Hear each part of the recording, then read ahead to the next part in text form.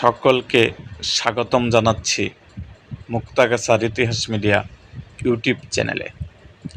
মুক্তাগাছার ইতিহাস media YouTube চ্যানেলে আজকের আয়োজনে থাকছে মোগল আমলে বাংলাদেশ। এই সম্বন্ধে আজকে আমাদের ভিডিওতে। তো চলুন শুরু করি ভিডিওটা। মোগল আমলে বাংলাদেশ বা সুবা বাংলা ছিল সমগ্র মোগল সাম্রাজ্যের সবচেয়ে ধনী ও সমৃদ্ধশালী প্রদেশ, যাকে মোগল সম্রাটরা জান্নাতুল ফিলাত বা প্রদেশের স্বর্গ বলে আখ্যায়িত করেছিল। 1576 সালে রাজমহলের যুদ্ধে মোগল সম্রাট আকবরের সেনাপতি খান জাহান আফগান শাসক দাউদ খান কররানীকে পরাজিত করার মাধ্যমে বাংলার মোগল শাসনের ভিত্তি স্থাপন করেন। তবে সপ্তদশ শতকের শুরুতে সুবাদার ইসলাম খানের নেতৃত্বে বাংলার মুঘল শাসন পূর্ণতা লাভ করে।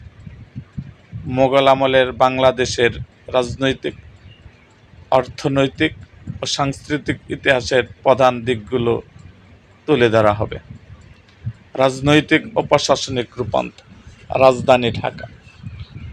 1610 সালে সুবাদার ইসলাম খান চিশতি বাংলার রাজধানী রাজমহল থেকে ঢাকায় স্থানান্তর করেন এবং সম্রাট জাহাঙ্গীরের নামানুসারে এর নাম রাখেন জাহাঙ্গীরনগর।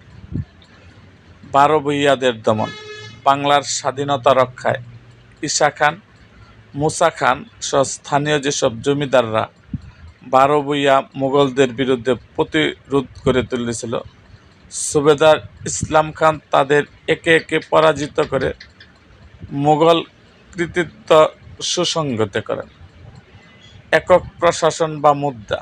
মুঘলরা সমগ্র বাংলায় একই আইন, কেন্দ্রীয় শাসন ব্যবস্থা এবং অভিন্ন মুদ্রা টাকা চালু করে একটি সুসংগঠিত প্রশাসনিক কাঠামো গড়ে তোলেন। অর্থনৈতিক সমৃদ্ধি ও বাণিজ্য। বিশ্ব বাণিজ্য কেন্দ্র। মোগল আমলে বাংলা ছিল মসলিন, রেশম, সুতি কাপড়, চাল এবং লবণ উৎপাদনের বৈশ্বিক কেন্দ্র। তৎকালীন বিশ্বের মোট উৎপাদিত পণ্যের একটি বড় অংশ বাংলা থেকে আসত। ইউরোপীয় বণিকদের আগমন। বাংলার অর্থনৈতিক সমৃদ্ধিতে আকৃষ্ট হয়ে ওলন্দাজ, ফরাসি, ইংরেজ, পর্তুগিজ সহ বিভিন্ন ইউরোপীয় যৌথ মূলধনী কোম্পানি বাংলায় বাণিজ্য কুঠির স্থাপন করে। কৃষির সম্প্রসারণ। মোগল যুগে বিশেষ করে পূর্ব বাংলায় বনাঞ্চল পরিষ্কার করে ব্যাপক হারে কৃষিজমির সম্প্রসারণ করা হয়, যা পরবর্তীতে এই অঞ্চলের মূল অর্থনৈতিক চালিকা শক্তিতে পরিণত হয়। স্থাপত্য ও সাংস্কৃতিক বিকাশ। স্থাপত্যের নতুন শৈলী।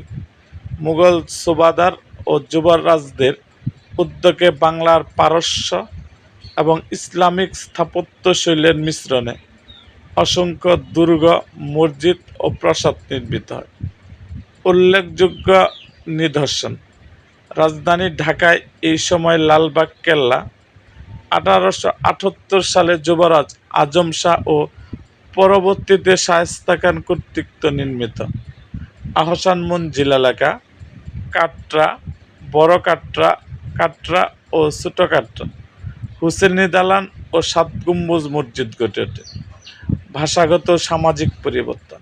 মুঘলদের রাজকীয় ভাষা ফার্সি হওয়ার কারণে বাংলার ভাষা ও সাহিত্যের প্রচুর ফার্সি শব্দের অনুপ্রবেশ ঘটে, যা বাংলার সাহিত্যকে আরও বৈচিত্র্যময় করে তোলে।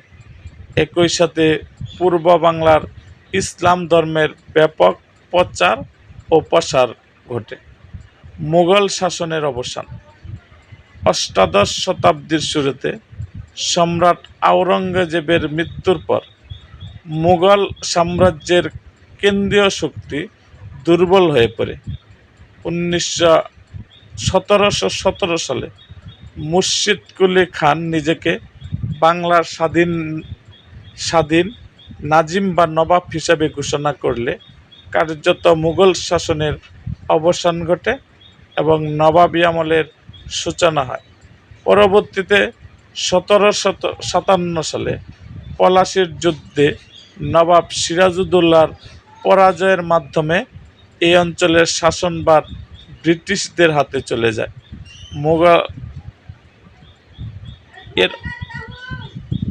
এরকম আরও ভিডিও পেতে এবং রাজনৈতিক অঙ্গনের নানা ঘটনা ও ইতিহাস জানতে আমাদের মুক্তাগাছার ইতিহাস মিডিয়া ইউটিউব চ্যানেলটিকে সাবস্ক্রাইব করুন এবং পাশে থাকা বেল আইকনটি বাজিয়ে দিন।